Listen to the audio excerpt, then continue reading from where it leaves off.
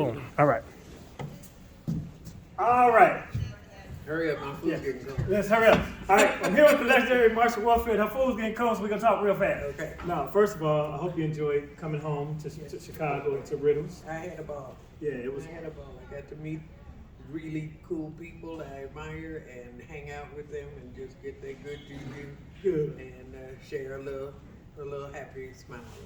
You know? So I didn't get a chance to say, I told Earlene that, did your mother work at Illinois Bill? Yes. Your mother, my mother, and my mother-in-law all work together. Well, my mother and my mother-in-law worked there too. And my mother, she was an operator. I worked there as an operator. I met my husband when I was 18. His mother was the office manager. And my mother had been nominated to be union steward. She had advocated so much for the black workers who were always ignored by the white union stewards. And at that time, everything was transitioning, so it was mostly white.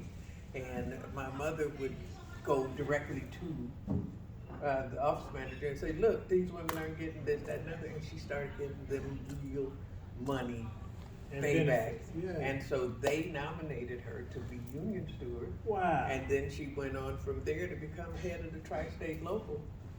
Amazing. So I'm a union kid. And we're Illinois Bell babies. Yes. Yeah, so they raised a lot of funny people, clearly. Yeah, those women were very strong. Yes, and of course they were overworked and underpaid until people like your mother took that to the next level.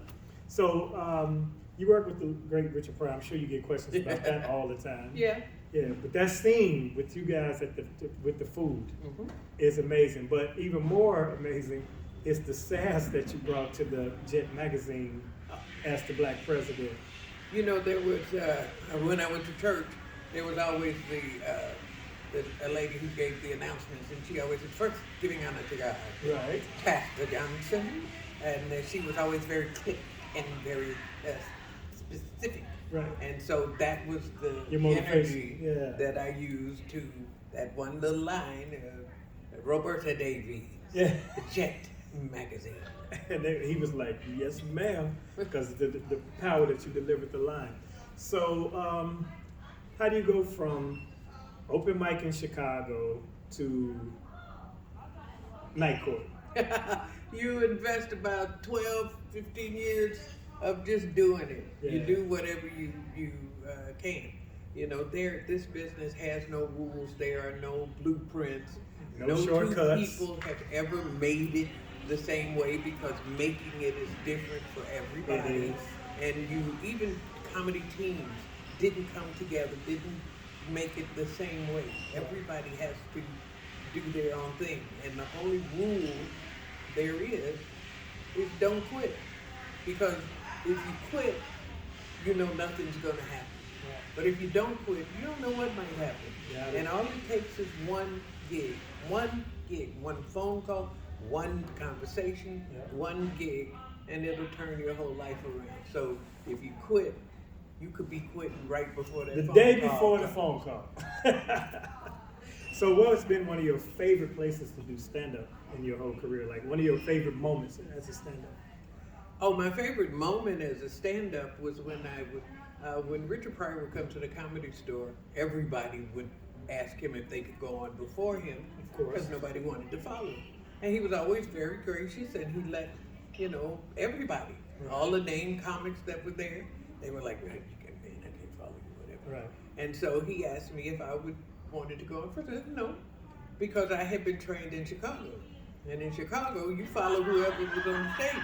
They're gone. Right. So why are you worried about that? True. So you do your act, and it doesn't matter who you follow. Right. So I told him I would follow him. And a couple of nights, I followed Richard Pryor. And one night, he asked me if I wanted to go on first. I said no. And I went to get a drink, and he went on stage, and he said, I want you to meet a young lady who's very funny, and I enjoy her work, and I would like to have her come out and do her act, and then I'll follow after her. And so, ladies and gentlemen, Marsha Warfield, they had to come get me. I was in the bar getting a drink. I had no expectation But then Richard Pryor, he said, Richard's introducing you. Right. And I walk up to the stairs at the Comedy Store, and I look up and I see Richard introducing me, and I'm, and I went on. I had a great set, but just the fact to be acknowledged and endorsed by Richard Pryor like that. Awesome. That's a story I will take to my grave as Well, as to be one of the highlights. Yeah, to be presented by Richard's one thing, but to follow him is also that's pretty awesome. Right. And to do it, well. You know, when no matter who's on stage, Yeah. first of all, you want a hot stage. Nobody wants to go into a cold stage. Right. Second, when you have an act like that who's that impactful, the people who had enough, they'll leave with it. Yeah. And That's so true. they're gone. But the people who They stayed are really. obviously wanted to see more comedy, and they knew good and well that person was leaving. Now that's So awesome. why not just Yeah. go? And it doesn't matter who you follow. When I was trained here, they said that's just whack. You don't say I can't follow them. If you can't follow them, then get out the business. Yeah, you Follow shouldn't be before or after them. whoever is on stage, because that's the job. Yeah. So That's the job. Young comics, you hear what she said? That's the job. So if somebody show up, if Mike Epps come up here and do a set, and Mike go down, after Mike, go up and grab that mic if it's available. It could go either way. You're not Marsha Warfield. I wasn't Marsha Warfield. I was Marsha Warfield, but Right. it didn't mean nothing. Exactly. at But that still, time. you had the chops because you came from Chicago, and LA, it was soft compared to this circuit, I'm sure. Well, it's a more it's assembly line. Yeah, it's kind of industry thing. style. It's just here comes a Ford, here comes a Tesla, here comes a Volkswagen, here comes a blah, blah, blah, one after the other, and they have every city has its own rhythm and style. So when you're in Los Angeles, you get that Los Angeles kind of hey, how you doing kind of thing. In Vegas, Right. where I live, it's all hey, hi, and that was one of the challenges I had. I found myself falling into that, hi, I'm Marsha Warfield kind of, wait a minute, I don't do that. Right. I don't do that. And I had to really learn how to do stand-up again because I retired for over 20 years. And I had to learn how, so I went back to open mics and whatever, not even open mics, if somebody had a gig at a church, a bar, or whatever, I did all those gigs. Yeah. So just to have stage time, get the stage rust off, and build an act, a whole new act. I didn't want to do anything I had ever said before. Amazing. And that is the true test, because Seinfeld did a thing like that with he had a DVD called Comedian, and he threw away his book and he went around the country and did open mics and one-nighters and such until he got an act, then he shot it as a special. But of course, it's easier to do that when you're on a private jet and you're already Seinfeld. Yeah, you got $400 gazillion. Right. So ain't no pressure on you. Now this, I don't know, do you know a history of who I am and how long I've been doing this, and that we've crossed paths once before? Where? This is a very interesting story. Okay. Years ago, you did a show in Maryville, Indiana. Yes, and I know, and I didn't want to do. That's why I waited till now to even talk about this, right? But I just want to tell you, we ain't got to talk about the circumstances. I just want to tell you that I got a chance to go up, and that was a groundbreaking day in my career. That venue became my home for New Year's Eve for years to come after that because of that particular night. I did a guest spot in that spot. But it was, and I didn't want to even spring on you. Just tell the truth. I'll tell the truth. I ain't no shame in my game. That was the gig that was the beginning of the end that made me really slow down, stop, and take time off. I was a headliner at Maryville. I loved theaters in the round. Right. I loved the whole thing. I was there, and I went on, and my mother had died, my aunt had died. I lost my house in the Northwest Ridge earthquake. Wow. I was just, and I didn't know I was fired, and I was coked out of my brain. Really? I was coked out of my brain. Because you were so mild, man.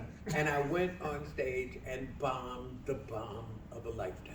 But but to your credit, it was the whole situation was set up wrong because Cedric Entertainer was the middle on that show, and that's when he was most dynamic. And AJ Johnson was the host, and he was from Friday movie, and they drew a whole different crowd from your era. Yeah, I can handle the crowd. Right. I was me. I Right. was not good, and I realized in the middle of right away that this is not working. So But I said, I ain't got it tonight, y'all, and that ain't right, and that ain't fair.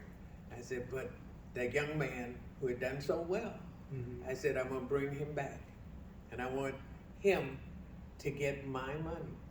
Oh, I didn't remember that. I said, I want him to get my money because he is going to entertain you from now on. And I introduced that to him. Yeah. And brought him on. Right. And I left in shame and embarrassment. But that and my talk show were the first times I had actually failed in my whole career. 20 some odd years, I had never really failed. And it really, on top of all of the things that were going on in my life, just threw me for a loop and a spiral, and I, ended up and taking time off and then coming back. Well, life happened in between there. of course.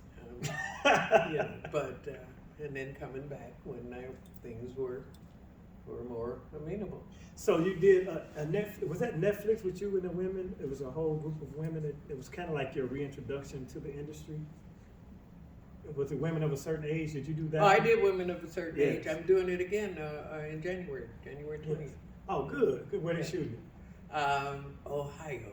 Oh. Warren, Ohio. I Wow. believe. Yeah. That's the birthplace of actually D.L. Hughley. His family is from Warren, Ohio. Okay. Crazy story. I met his father and his whole real father one time doing a thing with Tavis Mountain. But I just want to thank you for the path you have created, not only as a black comedian, but as a black woman and as a trailblazer. I mean, with the sitcom and then for you to come back to a place like this, which you don't have to do. Yeah, I do. But you enjoy the art, and that's the thing. You never have to retire from stand-up if it's your passion. And you are clearly had a great time. Your fans still come out and see you, and they love you. And I personally appreciate you being here. Well, Thank you, Ms. Marsha Warfield. Thank you for having me. I appreciate it. And you'll be back, and we're gonna do it bigger and better. If you don't do this, I don't get a chance to work. I only have one beef. I ain't on this wall. Shit, none of these people on this wall been here. Okay. But we'll get you on the wall. All right. Yeah. You heard that, Patty? All right. Next bobblehead you buy, I don't care if you have to take mine down. Marsha It's Warfield. room right there next to Bill Burr. Right there. There's Okay, room well right there you go. That's your spot. Okay. She called it. All right. And I remember this guy when he was a teenager. Used to hang out at the Comedy Store. Leno? No, Oh. Chappelle. Oh, Dave, yeah. Leno was MCing at the Comedy Store when I Right. started. Him Oh, and okay. him and Letterman. Wow. They were MCing at the Comedy Store, and he was like 15 years old and would come stand out front.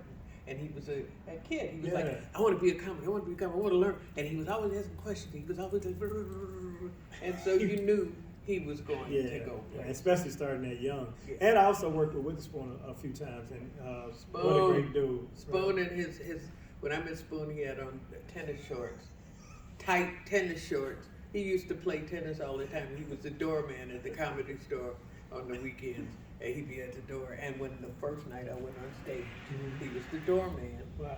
And I went and I said, it's a whole long story, but I We went got time. and I said, my mother had given me a trip to California for my birthday because I had threatened to move to California if I had to hitchhike. Because back then you could hitchhike across the country. The hippies and shit was doing that, so I was going to California. Right. She said, well, if you're so determined, I'll give you a 2-week trip, round trip ticket, 2 weeks at the Continental Hyatt House. Go and you see. Nice. And I said, she said, you can always come home. Right. And so I got there and I looked at the Comedy Store and I couldn't wait till it opened. And I met Spoon at the door and told him I was a comedian. He said, okay, baby, I'll introduce you to all the comedians. He did. He introduced me to Paul Booney. He introduced me around. And he said, come back Monday for the open mic. And I came back that Monday night. And me and Argus Hamilton both got put on, accepted that night. Oh, nice. March 8th, 1976. Yeah, you used to have to be accepted with by Mitzi or whatever. Yeah. Yeah, Spoon also was a model, and he worked for Gucci. I was at his service, his homegoing service, and all Letterman came, and they all told the great stories about him. So I just want to mention him in this piece. It's been a true pleasure and an honor. Thank you so much. And now let me go back here and zeal you your money. Okay, thank you. Appreciate it.